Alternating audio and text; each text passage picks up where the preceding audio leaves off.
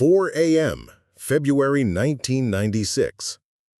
A patient who had been declared vegetative for more than 7 years suddenly sat up and asked his doctor, "Do I really have pneumonia?"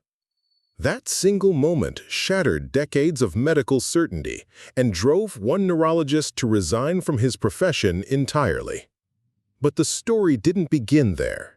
It began on a cold September night in 1988 when a single bullet tore through the forehead of a young police officer in a quiet Tennessee mountain town. This is the story of Daniel Mercer, or perhaps more accurately, the story of the fragile borderland between life, death, and something far stranger that medicine still cannot explain. My name is Dr. Henry Lawson. For 22 years, I worked as a neurologist at Columbia Ridge Medical Center. I saw strokes, brain tumors, seizures, traumatic injuries, every form of damage the human brain can endure. But the case of Daniel Mercer is the one that stole my sleep for months and eventually forced me to walk away from neurology forever. September 17, 1996, Walden, Tennessee. A small mountain town about 15 miles northeast of Chattanooga. Life there was quiet. A typical night might involve a fender bender or a neighbor dispute, nothing more. Officer Daniel Mercer, age 35, had been with the police department for just 3 months. He wasn't extraordinary, just a man who loved his horses, played baseball with his sons, and believed that wearing the badge would provide a steady future for his family. On that Saturday evening, at around 9:30 p.m., Mercer received a 911 call about a domestic disturbance. He thought little of it, routine work. He drove to the address, pulled up in front of the small house, stepped out of his patrol car, and walked toward the porch. He had no way of knowing that the call was a trap. The caller was Samuel Dowden, a 68-year-old man who despised the police. He had been reprimanded multiple times for loud, drunken behavior, and in his bitterness, he devised a plan to lure an officer into his sights. When Mercer knocked and identified himself, Dowden was already waiting inside with a loaded revolver. He didn't shout, didn't warn, didn't hesitate. He simply raised the weapon, aimed point blank, and pulled the trigger. The bullet entered just above Mercer's left eyebrow and fractured instantly. One shard lodged deep in the left frontal lobe, the region responsible for personality, speech, and motor control. The other fragment ricocheted toward the back of the skull. Mercer collapsed on the porch. Blood poured from the wound, spreading across the wooden boards. By all medical logic, he should have died where he fell. But his heart still beat. His chest still rose and fell ragged and shallow. Neighbors who heard the shot called for help. Within minutes, paramedics were on the scene. At Erlanger Hospital in Chattanooga, neurosurgeon Dr. Robert Martinez studied Mercer's CT scan. The damage was catastrophic. Massive swelling, heavy bleeding, irreparable destruction of the frontal lobe. The surgical team began what would become an 8-hour operation. They removed clots, bone fragments, and nearly 20% of the damaged lobe. The bullet shards were too dangerous to extract. They remained, embedded in the brain like silent time bombs. By dawn, against all odds, Mercer was still alive. But life, in this case, was little more than a technicality. But his heart still beat. His chest still rose and fell, ragged and shallow. Neighbors who heard the shot called for help. Within minutes, paramedics were on the scene. For weeks, Mercer lay motionless in intensive care, his body sustained by machines and medication. His eyes sometimes opened, then closed again. His lips occasionally twitched. But he never spoke, never responded. Finally, doctors delivered the verdict: persistent vegetative state. A body awake, but a mind gone. His family listened in stunned silence, caught between grief and denial. To the medical staff, Mercer had become another number in the long list of unsalvageable cases. To his wife, his brother, and his 2 young sons, he was still a husband, a father, a man they refused to give up on. At that time, I knew nothing of Daniel Mercer. I was working at a different hospital, unaware that a file with his name on it would one day land on my desk and change the course of my life. But in that autumn night of 1988, when a bullet splintered his frontal lobe and left him suspended between two worlds, the long chain of events had already begun. Events that would stretch across nearly a decade, defy every medical principle we believe to be unshakable, and whisper the most unsettling question a doctor can face. What if the silent are still listening? After the gunshot of 1988, Daniel Mercer's life did not end, but it was suspended.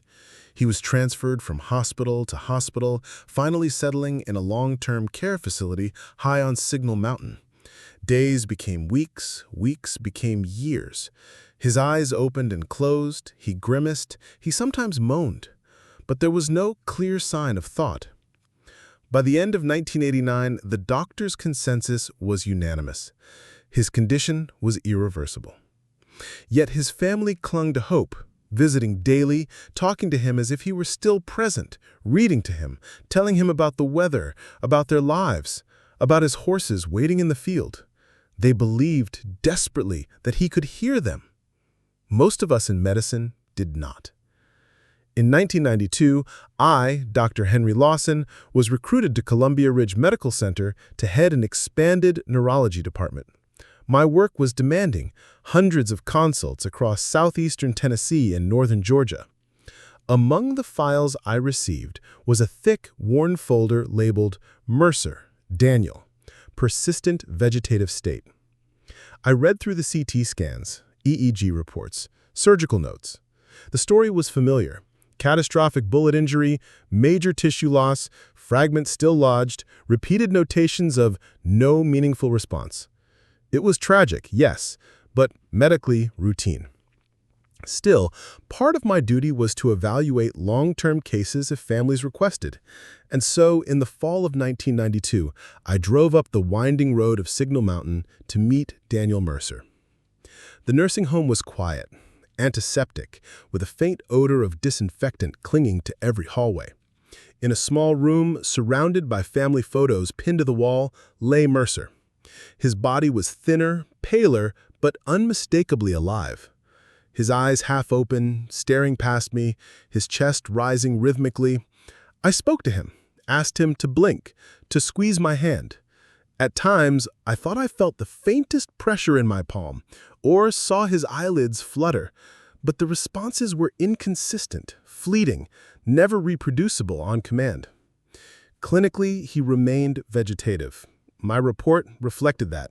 Minimal reflexive activity, no evidence of conscious awareness. His brother, David Mercer, would not accept it. Standing at Daniel's bedside, he insisted, "Doctor, he understands us. He blinks once for yes, twice for no. He knows when his sons are here, you can see it in his eyes." I wanted to comfort him, but my duty was to be honest. "David, I understand why you believe that, but the movements you see can be explained as reflexes. They don't prove conscious thought." He looked at me with quiet defiance. "You'll see one day. He's still in there." To him, it was hope. To me, it was denial. At least, that's what I believed at the time. Between 1992 and 1995, I examined Daniel Mercer many times. Always the same. Rare flickers of movement, occasional eyelid shifts, sometimes a faint nod. Never reliable, never consistent. His EEG remained flat in higher frequencies, showing only the cycles of sleep and wake. I would write the same words in his chart: persistent vegetative state, prognosis unchanged. Yet his family never stopped visiting. His sons, Ethan and Cole, grew from children into teenagers at his bedside. They told him about school, about baseball games, about milestones he could not share. His brother David continued to interpret every twitch as a message. And though I told myself it was wishful thinking, I sometimes wondered, was I being too quick to dismiss? In medicine, there is a rule of thumb. The longer a patient remains vegetative, the slimmer the chance of recovery. After a year, hope is nearly gone. After 5 years, recovery is considered impossible. By 1995, Daniel had been in that bed for 7 years. 7 years of blinking lights, turning sheets, monitoring vital signs. 7 years of silence. His case became routine in my practice. A periodic consultation, a file updated with no change, a man who lived, yet did not live. And yet, each visit carried a strange gravity. Each time I left his room, I caught myself thinking about his brother's words. He's still in there. In late 1995, Daniel developed recurrent respiratory infections, common in immobile patients. Antibiotics kept him alive, but each illness weakened him further. The staff grew accustomed to seeing his fever spike, then settle. But in February 1996, one infection would spiral out of control, raising his body to a scorching 104 degrees. That illness would push his fragile body to the brink and open a door that should never have opened. For 7 years, Daniel Mercer lay in silence, written off by nearly everyone except the people who loved him most. His family's hope seemed irrational, a cruel self-deception. But what none of us knew, what I certainly did not believe, was that their faith was about to be rewarded. Because at 4 o'clock in the morning on February 12, 1996, Daniel Mercer would prove us all wrong. February 10th, 1996. By then, Daniel Mercer had been in a vegetative state for over 7 years. His body was frail but stable until pneumonia struck with merciless force. By Saturday night, his fever had soared to 104 degrees. His breathing grew ragged, shallow, and loud enough to echo down the corridor.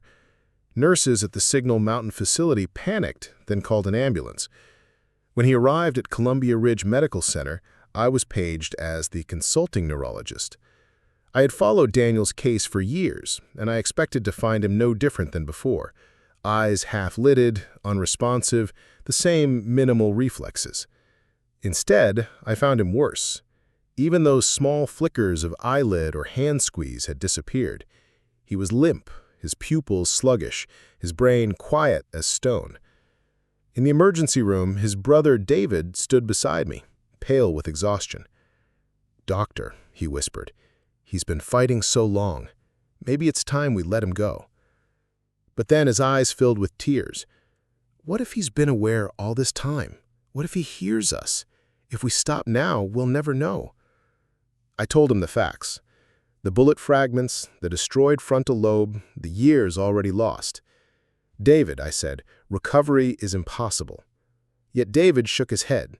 "I can't make that decision without trying." And so the family chose aggressive treatment, intravenous antibiotics, fluids, oxygen. The fight for Daniel's life continued. By Sunday evening, February 11th, his fever began to fall, from 104 down to 101.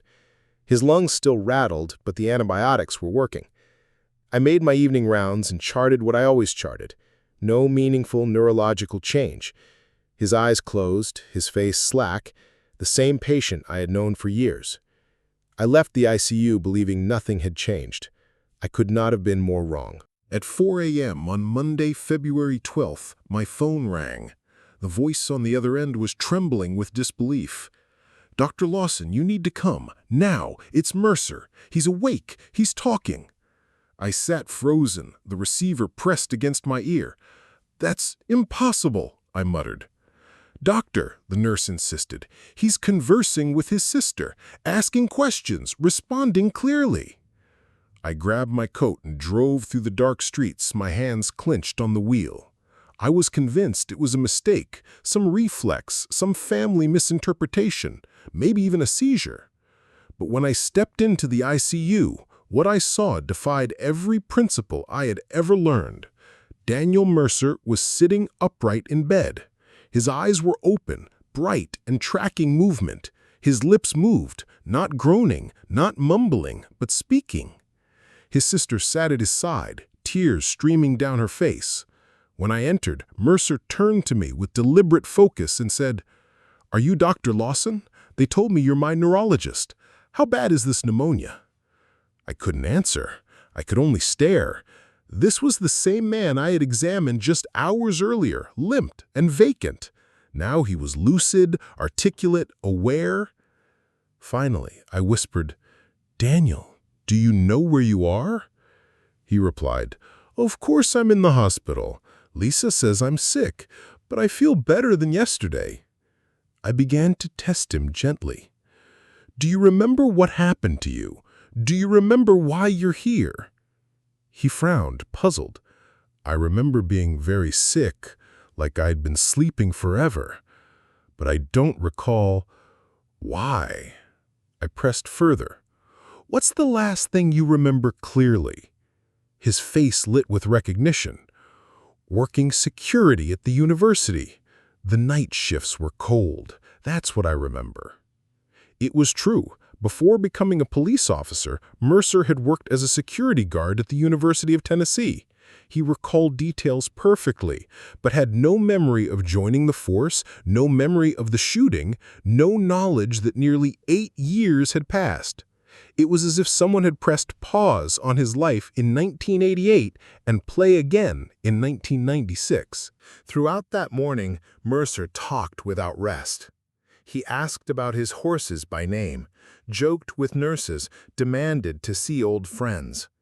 He quizzed his family about politics, sports, the passage of time. When told his sons were now 12 and 20, he wept softly, shaking his head. "I remembered them as little boys.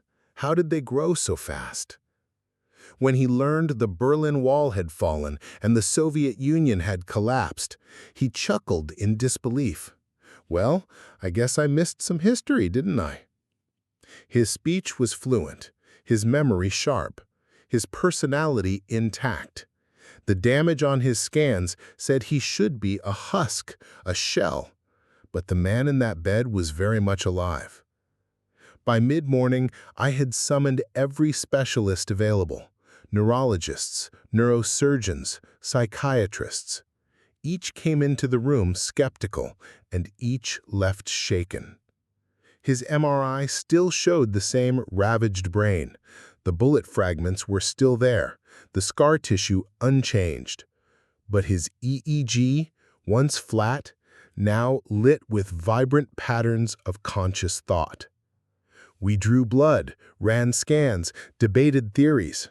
Some whispered that the fever had altered his brain chemistry, jump-starting dormant pathways. Others suggested the crisis had shocked him into awareness. But none of us could explain why his personality, memories, and intellect were preserved so perfectly, or why the miracle had waited 7.5 years to appear. David Mercer stood by his brother's bed, tears shining in his eyes. "I told you," he whispered to me. "All these years, I told you he was still in there." And for the first time, I had no argument. The man I had dismissed as reflexive, the patient I had charted as hopeless, was asking questions, making jokes, remembering a life stolen from him. In that moment, every certainty I had clung to as a doctor began to crumble. For 18 extraordinary hours, Daniel Mercer lived again.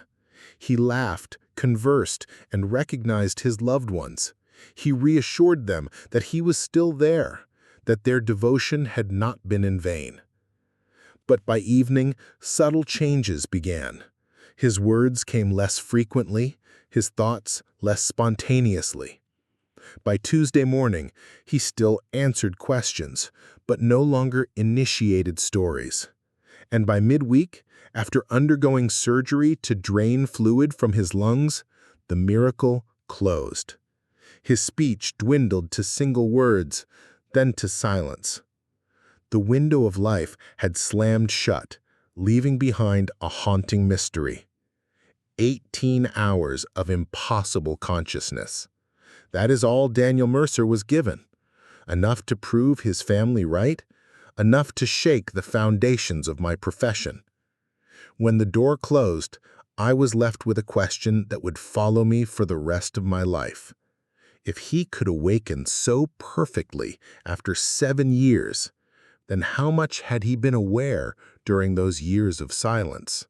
By Tuesday, February 13th, 1996, the brilliance of Daniel Mercer's awakening had already begun to dim. The day before, he had spoken endlessly, joking, asking questions, recalling vivid memories from years before the shooting. But now, though still conscious, he was quieter. He answered questions appropriately, but did not volunteer stories. By Wednesday, February 14th, his replies had shortened further. A nod, a yes, a no. When asked the time of day, he murmured, "Night," though sunlight streamed through the ICU window. It was as though the spark that had burned so brightly was now fading back into shadow. On Thursday, February 15th, Mercer underwent the lung surgery that had been postponed during his remarkable awakening. The operation went well from a pulmonary standpoint, but when he emerged from anesthesia, the fragile miracle was gone. His eyes still opened, his lips still moved occasionally, but the articulate man who had laughed with his family was silent again. His words, when they came at all, were single phrases, fragmented, childlike. And so the 18-hour window closed. It had been long enough to astonish the medical world, but far too short to restore the life he had once known. I spent the following weeks haunted by what I had witnessed.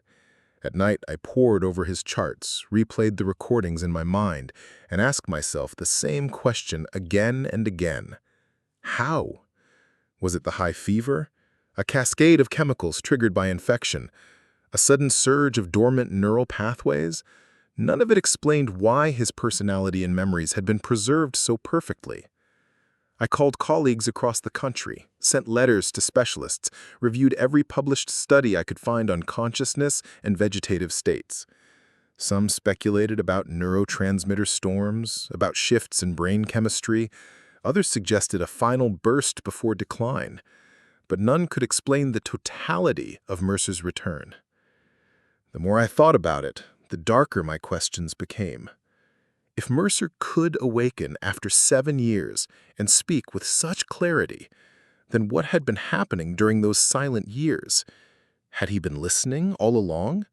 Had he heard his brother's voice, his children's updates, the endless conversations at his bedside? I remembered the times David insisted his brother was responding. I remembered dismissing it as denial. But what if it had been true? What if Daniel had been conscious, trapped inside a body that would not obey? That possibility began to infect every patient I saw. Each time I consulted on someone in a persistent vegetative state, I hesitated. Were they hearing me pronounce them unconscious? Were they aware as their families debated withdrawing life support? Once, I examined a young woman who had been in a vegetative state for 3 years after a car crash. As I told her family her condition was hopeless, I saw what looked like a tear slide down her cheek. In the past, I would have dismissed it as reflex, but after Daniel Mercer, I couldn't be so sure. I left that consultation shaken, unable to escape the thought. What if she understood every word? My profession demanded certainty. Families needed clear answers to make impossible decisions. Doctors had to guide them with authority. But certainty was exactly what I no longer had. How could I tell a wife that her husband was gone when I had seen a man return after nearly 8 years? How could I declare unconsciousness permanent when I had watched consciousness reappear against all logic? Each case became a torment. Each family's question, "Doctor, is there any hope?" struck me like a knife, because I no longer knew the answer. News of Mercer's awakening spread quickly. Journalists called it a miracle. Newspapers dubbed him the coma cop. Medical journals published case reports. Conferences debated what his experience meant for our understanding of the brain. But for me, the attention was suffocating. Because behind the headlines was the unsettling truth. We had no explanation. The more the world praised the miracle, the more I felt the weight of my ignorance. Mercer's case wasn't a triumph of medicine. It was an exposure of its limits. For David and the rest of Mercer's family, the meaning was clear. They believed he had been conscious all along, locked in silence, enduring 7 years of helplessness. He knew, he told me once, his voice unshakable. He heard every word we said. That's why he came back, to let us know we weren't talking to an empty shell. I wanted to call it wishful thinking, but the memory of Daniel laughing about his horses, recalling their names, made it impossible to dismiss.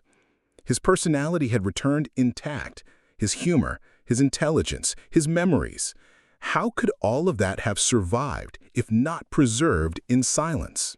6 months after Mercer's death, I was consulting on yet another vegetative case. The family begged me to be certain. I looked at the young woman lying in the bed, tubes running from her body, her eyes half open. And I could not say the words. I could not bring myself to declare her unconscious, not after what I had seen. For the first time in my career, I froze. My voice faltered. And in that moment, I knew my career was over. I could no longer be the authority families needed. I could no longer carry the weight of uncertainty that Daniel Mercer's case had placed on my shoulders. 3 weeks later, I submitted my resignation to Columbia Ridge Medical Center. Officially, I wrote that I was pursuing other opportunities. The truth was darker. The truth was that a single patient had dismantled everything I thought I knew about the human brain. I left neurology and opened a small general practice in another town, treating diabetes, hypertension, routine care, conditions where evidence was clear, where outcomes were predictable. I avoided neurology entirely. But no matter how far I tried to run, Mercer's face followed me. His voice echoed in my memory. His 18 hours of life haunted my dreams. Most people think of horror as ghosts, monsters, shadows in the dark. But the deepest horror is far quieter. It is the thought of being awake inside a body that will not move, screaming silently for years, hoping someone will notice. That is what Daniel Mercer left me with. Not just the memory of a miracle, but the unbearable suspicion that the silent may not be silent at all. Daniel Mercer never regained the brilliance of those 18 hours. For the remainder of 1996, he spoke occasionally, single words, short phrases, a whispered yes or no. Sometimes he seemed to recognize visitors, sometimes not. But the vibrant man who had joked and asked questions was gone. On April 15, 1997, his body surrendered to a pulmonary embolism, a blood clot in the lung, a common complication for patients immobilized for years. He was 39 years old. His family had prepared for this ending, but grief still washed over them, because for a single day they had glimpsed the man they thought they had lost forever, and losing him a second time was unbearable. In the months that followed, Mercer's case echoed across the medical world. Conferences dissected every detail. Papers were written, debates raged. Some called it a miracle. Others called it a mystery. A few dismissed it as a coincidence, an anomaly not worth revising textbooks for. But I could never dismiss it. To me, it was the clearest sign that our understanding of the brain is still woefully incomplete, that consciousness, whatever it truly is, cannot be mapped neatly onto scans or waveforms, that sometimes, against every expectation, the mind endures. I had left neurology, but Mercer never left me. Each time I read about advances in brain imaging, functional MRI, or new diagnostic tools for disorders of consciousness, I thought of him. Each time I heard families described as in denial, I remembered David Mercer's eyes, defiant and certain, telling me, he's still in there. And he was right. For 18 hours, Daniel Mercer proved his family right and proved me wrong. For doctors, certainty is both a shield and a burden. We are trained to speak with authority, to provide answers even when answers are uncertain. But Mercer's case stripped that away. He reminded me that medicine, for all its technology and knowledge, is still dwarfed by mystery. He reminded me that the human brain is not a machine to be measured with perfect precision, but an ocean whose depths we barely understand. And most haunting of all, he reminded me that silence may not mean absence, that those we dismiss as gone may still be present, trapped, waiting, enduring. Today, Daniel Mercer's case is still cited in medical literature. It appears in discussions of vegetative states, in ethical debates about life support, in arguments over consciousness. His name surfaces whenever doctors are forced to admit, we don't know everything. But for me, his legacy is simpler and far more human. He gave his family a chance to say goodbye. He gave them the reassurance that their devotion had not been wasted. He showed them that love spoken to the seemingly unresponsive may still be heard. And for me, he left a scar, a reminder to approach every silent patient with humility, with respect, and with the possibility that someone is still listening. Mercer should never have awakened. By every standard of neurology, he should have remained locked in darkness until death. Yet he opened his eyes, laughed, remembered, and spoke. He lived again, if only for a single day. I no longer practice neurology. I no longer stand beside families making impossible choices. But when I look back on my career, one case stands apart. Not because it was triumphant, but because it forced me to face the most chilling truth of all. That consciousness may persist in ways we cannot see, measure, or imagine. Daniel Mercer's 18 hours of life were a miracle, yes, but they were also a warning that the line between awareness and oblivion is far thinner than we dare to admit. If this story unsettled you, if it made you question what it means to be alive, don't forget to like this video, subscribe to the channel, and leave a comment below. What would you say if someone you loved suddenly returned after years of silence? Share your thoughts. We read every one. This story is based on real medical events. However, all personal names have been changed to protect the privacy of those involved.